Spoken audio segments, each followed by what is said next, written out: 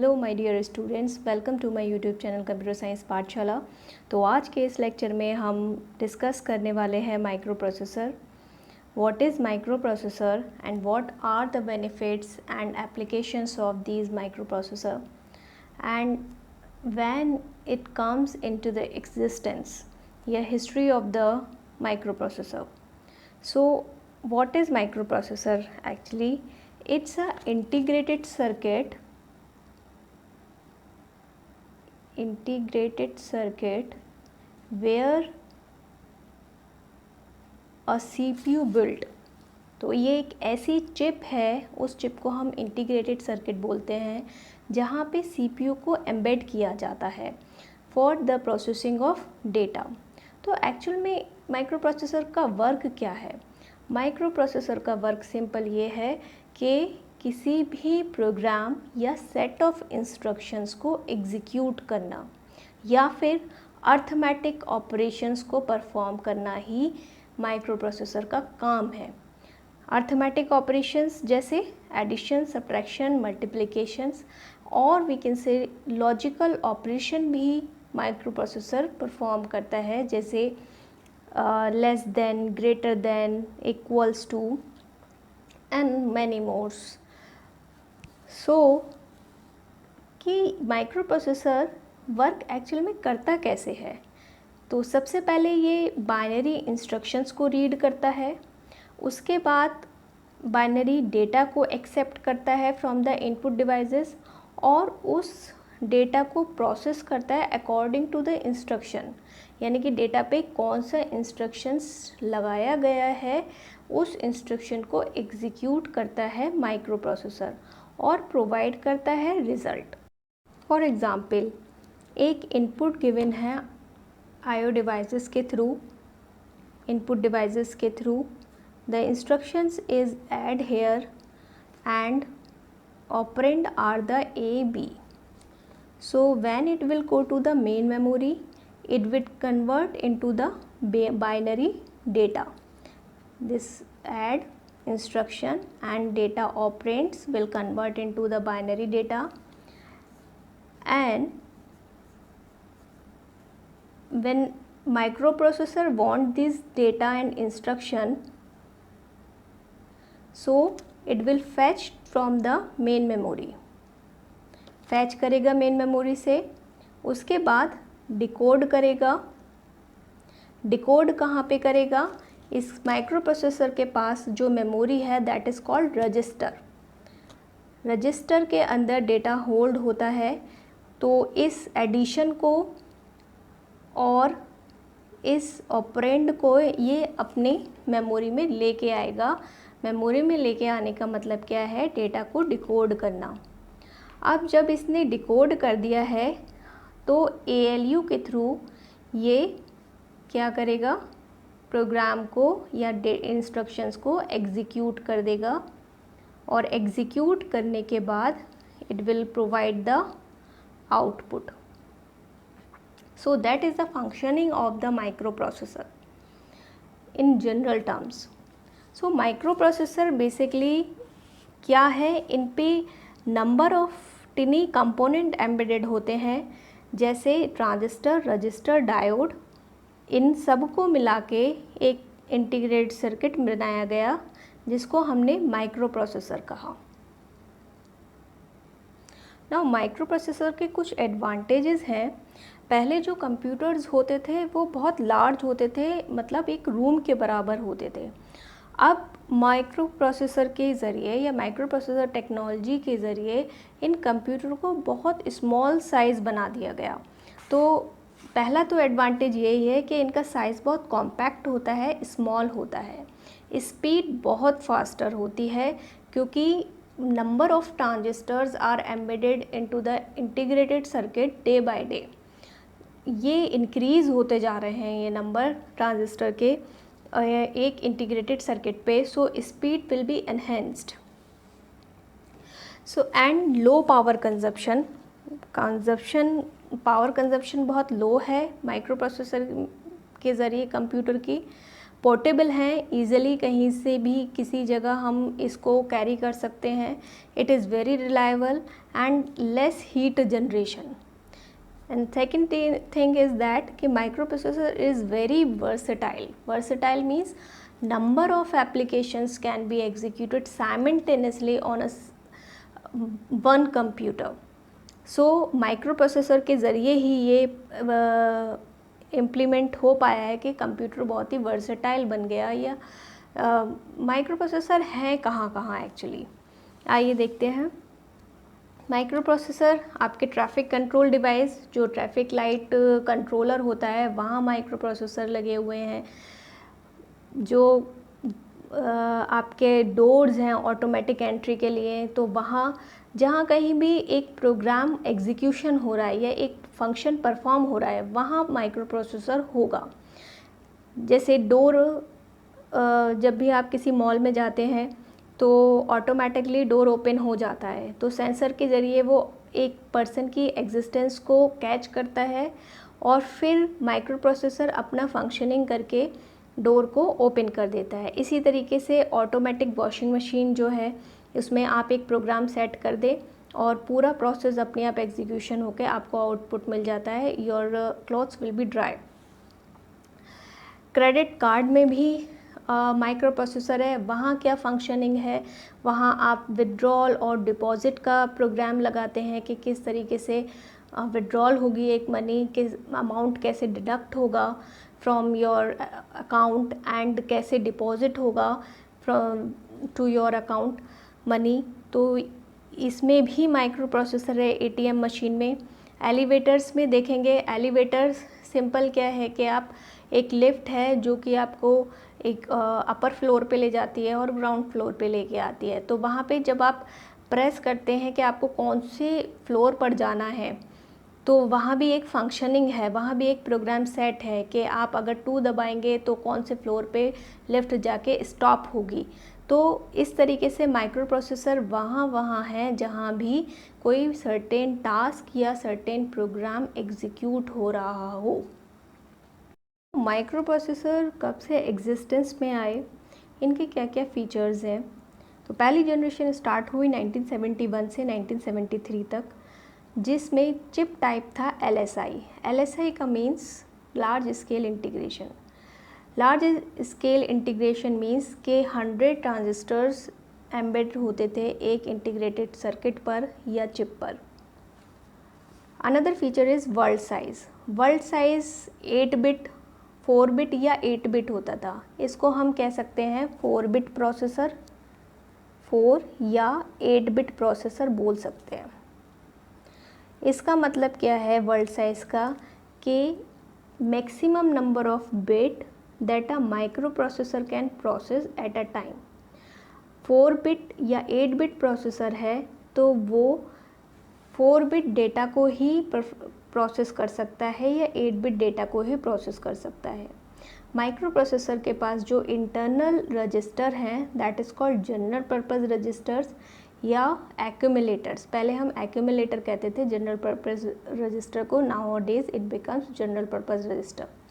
सो 8 bit data को hold कर सकता है एक माइक्रो प्रोसेसर और उसको प्रोसेस कर सकता है.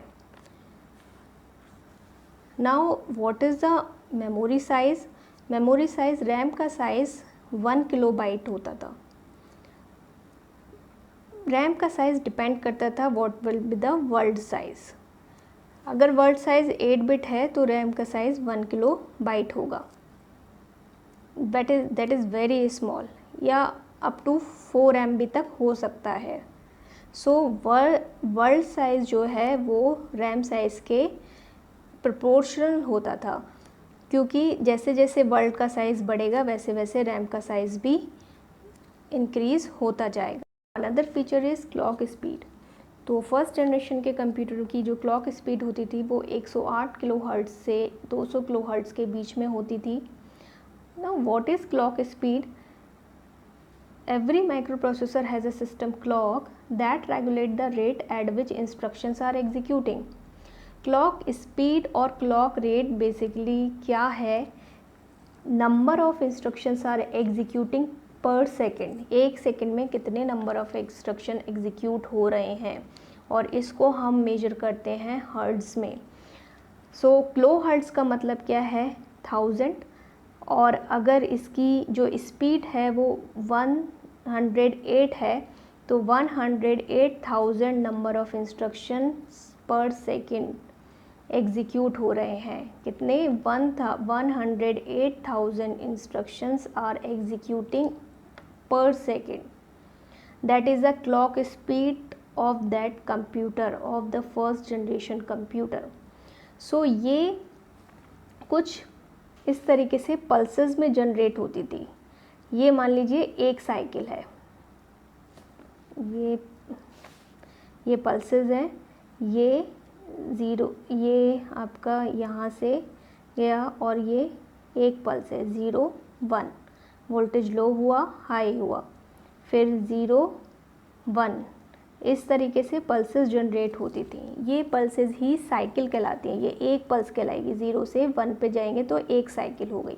अब ये साइकिल क्या होती है? साइकिल सिंपल क्या होती है कि इंस्ट्रक्शन सबसे पहले फैच होता है। फैच कहाँ से होता है? मेन मेमोरी से। फिर डिकोड होता है। डिकोड कहाँ पे होता है? रजिस्टर में। फिर एग्जीक्यूट होता है। एग्जीक्यूट किसके थ्रू होता है? माइक्रो प्रोसेसर के थ्रू, या माइक्रो प्रोसेसर में ALU के थ्रू। उसके बाद आउटपुट मिलता है, या रिज़ल्ट जो है वो राइट बैक होता है। तो ये एक साइकिल है। ये एक साइकिल, आप सोचिए, आप एक सेकंड में नंबर ऑफ साइकिल्स एग्जीक्यूट हो रही हैं। एक सेकंड में 108,000 साइकिल्स एग्जीक्यूट हो रही हैं। So what is core? Core is a computation unit of CPU। So एक ही कोर है यहाँ फर्स्ट जनरेशन में, and capable of performing only one task at a time. So इस जनरेशन के कंप्यूटर में एक टाइम पे एक ही टास्क एग्जीक्यूट होती थी। जब एक टास्क आपकी फैच हुई, डिकोड हुई, एग्जीक्यूट हुई, उसके बाद राइट बैक हुई, तब जाके दूसरी टास्क जो है वो मेन मेमोरी से रजिस्टर में, रजिस्टर से माइक्रो प्रोसेसर पे, और माइक्रो प्रोसेसर उसे एग्जीक्यूट करता था। तो इस तरीके से 1 by 1 task are executing, not simultaneously. So Intel 808 इसका एग्जाम्पल है। Now second generation is started from 1974 and end with 1978. Here the chip type is large scale integration and the word size is 8-bit या 8-bit multiprocessor एक time में 8-bit को ही hold करके उसे process कर सकता था। Maximum memory size here 1 MB and clock speed up to 2 megahertz. 2 megahertz means 10 to the power 6 process और number of instructions execute per second। और क्योंकि ये 2 है, 2 megahertz है, तो 2 into 10 to the power 6 process execute per second। And here the core is also single. Examples are Motorola 6800 and 8085 Intel has been discovered here. Now another generation is third generation, and which is not popular, that is come from 1979 to 1980. Chip type is here is VLSI, that is very large scale integration, means 1 lakh devices are embedded on a chip. The word size is 16-bit here. The processor can process the 16-bit at a time, or we can say it is a 16-bit microprocessor. The clock speed here 4 megahertz to 6 megahertz and the core is single here. 4 hertz का मतलब यह है 4 into 10 to the power 6 instructions are executing per second. So how fast it is in the third generation? The speed is enhancing. Another example of this generation is 8386, and all processor has been developed by Intel. Now the fourth generation is started from 1981 to 1995. That has become popular generation of the microprocessor. Here the 32-bit microprocessor means here the world size is 32-bit, means the processor process 32-bit data at a time. Chip type is VLSI, that is very large scale integration. Maximum memory size is 4 GB. यहाँ GB में RAM का size देखने को मिल जाता है. The clock speed is 133 MHz and the core is single. The example of the 4th generation microprocessor is Intel 800 386 and Motorola 68030. So the another generation is 5th generation, which is started from 1995, and these generations of microprocessors are using presently. So the chip type is super large scale integration. Super large scale integration means 100 millions of devices or transistors are embedded on a single chip, and the world size is 64-bit. Means it can operate the 64-bit data through the microprocessor. This data is held by the general purpose register, पहले जिनको हम accumulators बोलते थे. Nowadays this has become change, that is called general purpose register. The maximum memory size is 64 GB. Presently जो memory का size आया है RAM का, दैट इज़ 128 GB की स्टिक तक मार्केट में अवेलेबल है. Clock speed is 533 MHz to 34 GHz. GHz means billion instruction per second. Instructions executing per second. और 34 GHz का मतलब क्या है? 34 billions instruction executing per second, यानी कि एक सेकेंड में 34 इंस्ट्रक्शन का एग्जीक्यूट होना. आप स्पीड को समझ सकते हैं कितनी ज़्यादा स्पीड है. हम कोई भी एप्लीकेशन अपने प्रोग्राम अपने मोबाइल फ़ोन या लैपटॉप में खोलते हैं तो वो एकदम हमें मालूम होता है कि 1 by 1 प्रोसेस चल रहा है. उसके बैकएंड का प्रोसेस हमें मालूम नहीं होता कि पूरी साइकिल लग रही है एक प्रोसेस को ओपन होने में. Fetch, decode, execute and right back, ये पूरी एक साइकिल होती है एक इंस्ट्रक्शन के एग्जीक्यूशन में. तो ये बिलियन ऑफ इंस्ट्रक्शंस एग्जीक्यूट हो रहे हैं. ये 4 स्टेट एग्जीक्यूट हो रही हैं एक सिंपल प्रोग्राम को ओपन करने में, लेकिन स्पीड की वजह से हम उसको कैच नहीं कर पाते. How many cycles are executing.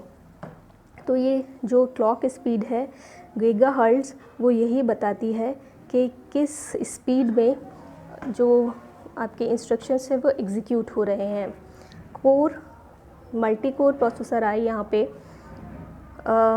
That are also presently available. Pentium सबसे पहले आया. इसमें पेंटियम की पूरी सीरीज़ आई, that is Pentium pro, Pentium second, Pentium third, Pentium fourth. उसके बाद सेलेरॉन आए. सेलेरॉन एक ऐसे प्रोसेसर थे जो सिंपल पर्सनल यूज़ के लिए या कैलकुलेशंस के लिए बेटर था, बहुत ज़्यादा फास्ट नहीं थे ये प्रोसेसर. उसके बाद डुअल कोर आया, फिर क्वाड कोर आया, जहाँ पे 4 कोर होती थी माइक्रो प्रोसेसर की. यहाँ पे 4 CPU होते थे, CPU 0, CPU 1, CPU 2, CPU 3. ये 4 कोर हैं CPU की एक माइक्रो प्रोसेसर में, तो जो कि आज भी यूज़ हो रहे हैं. And next is core i7, that is octa core. तो यहाँ पे CPU की 7 कोर थी, इसीलिए इसको हमने कोर i7 बोला. CPU 0 से लेके CPU 7 तक.